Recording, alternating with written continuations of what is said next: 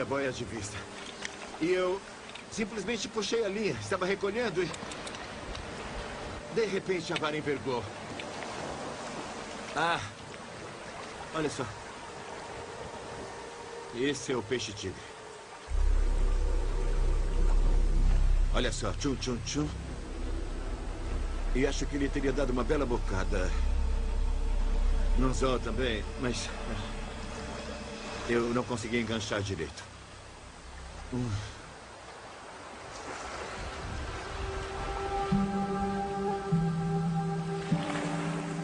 Um pouco mais à frente fica a pequena aldeia de Maipili, onde monto o acampamento. Conforme a noite chega, tenho a chance de ponderar meu quase fracasso.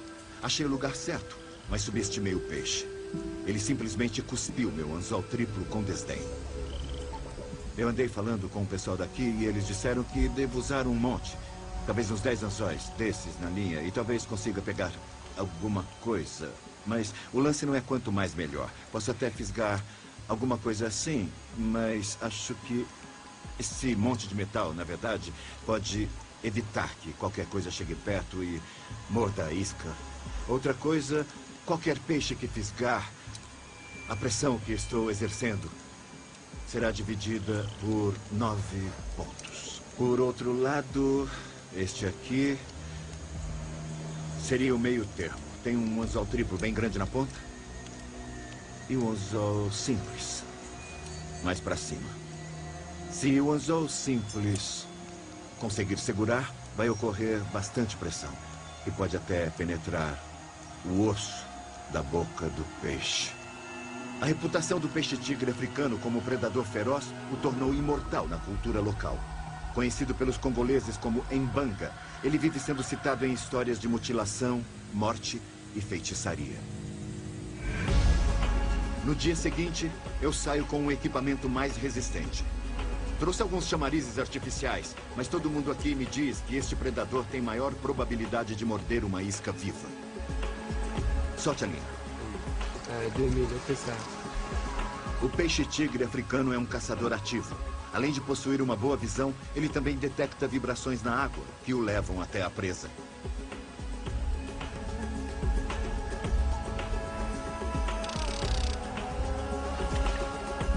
Mas será que o Mbanga ataca pessoas de propósito? Ou outra razão explica os ataques dos quais ouvi falar?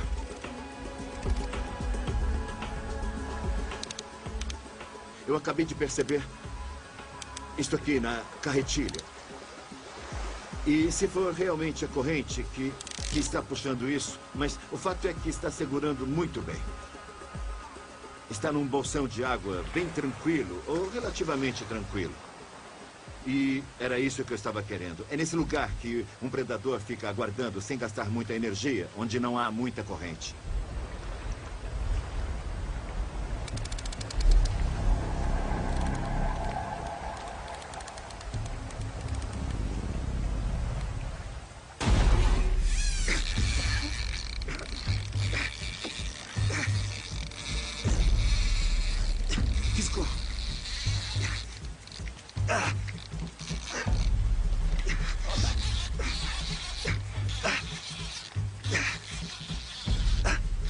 Acho que saiu. Ah, droga. Não tive nem tempo de pensar se eu ia aplicar a pressão, porque a boia desceu. O peixe estava indo embora.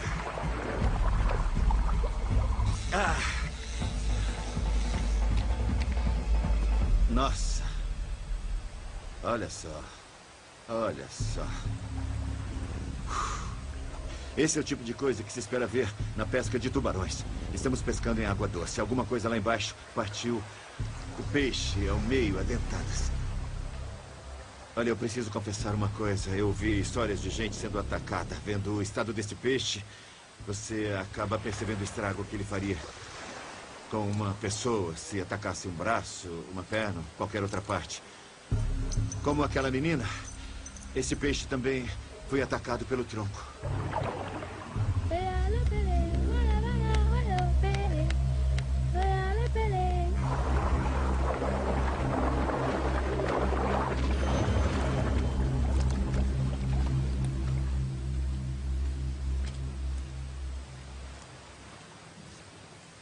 Na manhã seguinte, sou chamado para conhecer os anciãos da aldeia. Eles vão me contar histórias sobre ataques do Embanga contra moradores da aldeia. A história que estão contando é que quem mora aqui e entra na água todos os dias não deve fazer certas coisas dentro da água. Qualquer coisa que entrar na água e se mexer acaba criando uma agitação. Se você coloca um bebezinho na água, parece que o som da agitação na água os atrai. Mas não foi apenas o som que atraiu o Embanga até a menininha que foi morta do outro lado do rio. Ela devia ter alguma coisa brilhante nas mãos ou nos braços. Se você estiver com um relógio ou uma pulseira brilhante, você está correndo risco. Naquele dia, ela estava usando um cinto feito de tampinhas de garrafa. Ela foi atacada exatamente na cintura. Mais tarde, quando descubro de onde tinha vindo aquele cinto, fico sabendo da triste ironia dessa história. Um ataque fatal nas margens do rio Congo. Uma menina é morta por um peixe-tigre africano porque estava usando um cinto brilhante. Existe aqui um tipo de proteção tradicional.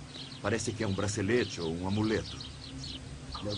E ele protege você contra peixes carnívoros e também contra hipopótamos e crocodilos. É meio que um amuleto da sorte. Então...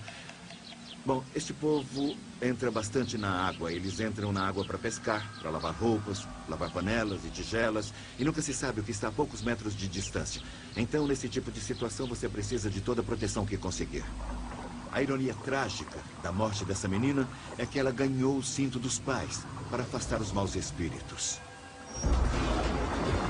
Mas ele acabou atraindo o predador que a matou.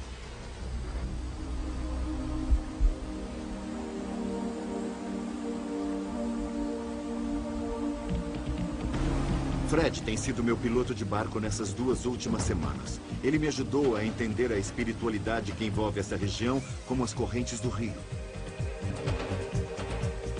Juntos, pescamos muito, ao longo de grandes trechos do rio, a cada hora. Mas parece que os peixes sumiram. É como se nunca tivessem estado aqui. Eu mudo de lugar, mudo de equipamento e isca, mas nada. Continuo perguntando aos nativos e eles me mandam mais para o norte. Muito pouca coisa é deixada à mercê do acaso.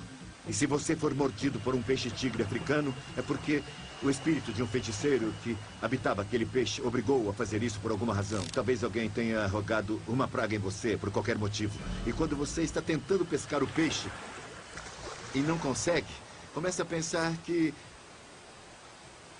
talvez esse peixe nem exista. Talvez seja apenas uma fera mitológica, um produto da imaginação coletiva, porque, por enquanto, parece que não tem nada aí dentro. Mas eu sei que é mais do que um mito, porque todo mundo com quem eu falo tem uma história diferente sobre alguém que foi atacado. Eu aproveitei uma pausa na nossa pescaria para fazer algumas perguntas para eles. Eu perguntei se eles conhecem algum caso de alguém que sofreu algum incidente com um peixe-tigre africano e começaram a gesticular, apontando para o braço e para a perna. Parece que foi um pouco mais para cima. Pelo visto é uma ocorrência bem frequente por aqui. Sim, tem gente por aqui que foi mordida por esse peixe.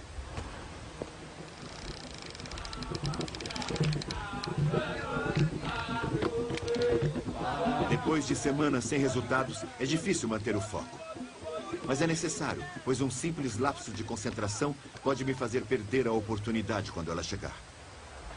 Este peixe é basicamente uma piranha em maior escala. E quando ele estiver mais próximo, certamente eu vou precisar ter muito cuidado. Eu vou ter que olhar onde eu piso, eu vou ter que tomar um cuidado extremo. É aqui que esta pescaria assume uma dimensão totalmente diferente. Parte de mim espera que a boia desapareça e que a linha dispare, mas a outra parte está pensando: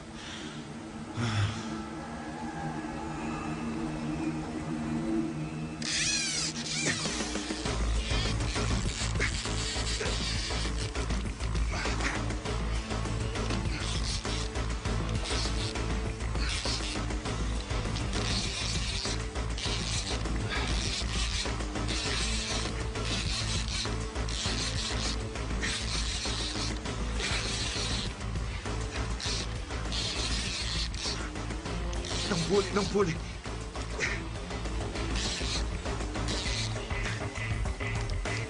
Veja a linha nas pedras.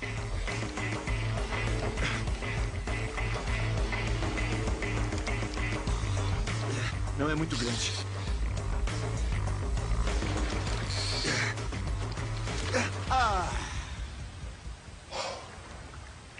É isso que eles fazem. É isso que eles fazem.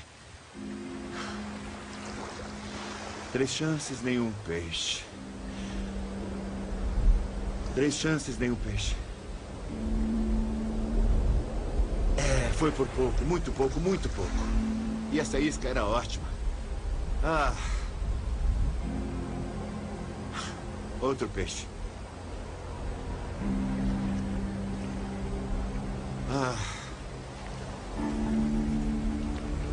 Agora, lembrando o que aconteceu, se eu tivesse tido maior atenção, eu poderia ter...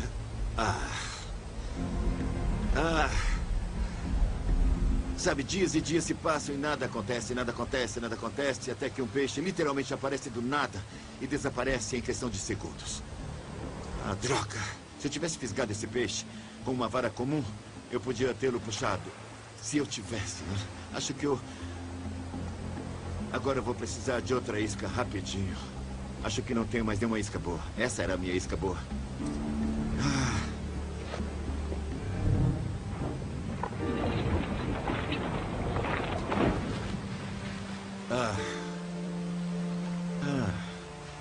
Que coisa estranha em relação a este peixe. Sabe, sem dúvida ele existe, mas é possível chegar ao ponto em que eu mesmo e a população local acaba se esquecendo dele. Você pensa que ele não existe porque não consegue vê-lo. Você ouve falar dele, mas não vê o peixe, não vê, até que de repente, sabe, ele está bem na sua frente, rasgando a carne da isca. Se eu tivesse pescado pelo menos um exemplar desse peixe, até conseguiria aceitar tudo isso filosoficamente, mas eu estou aqui há tantos dias, já tive 3 oportunidades e não peguei nada.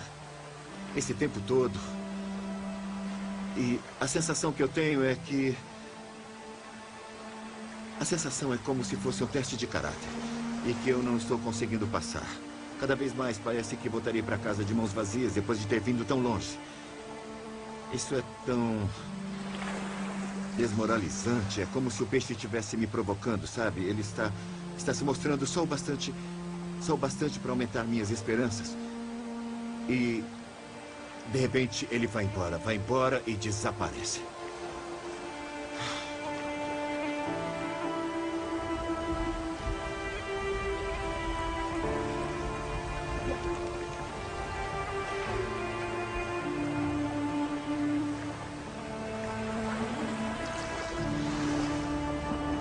Eu volto para a aldeia, sabendo que preciso de mais ajuda, se não quiser voltar para casa de mãos vazias. Os anciãos me falam de um velho, que além de protegê-los dos perigos, também traz boa sorte. Muito bem, essa é a casa do Fetiché, o curandeiro que protege essa aldeia aqui. É ele? É ele que está vindo aqui?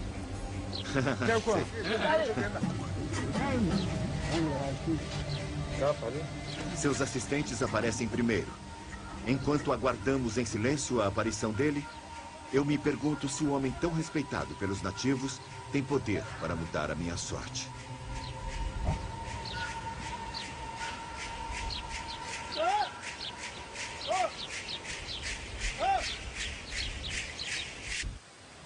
Faz semanas que estou nessa viagem em busca do peixe-tigre africano que os congoleses chamam de embanga. Tentei de tudo ao meu alcance, mas o peixe está se mostrando inacreditavelmente fugidio. Então resolvi pedir ajuda de uma categoria superior e fazer uma visita ao curandeiro.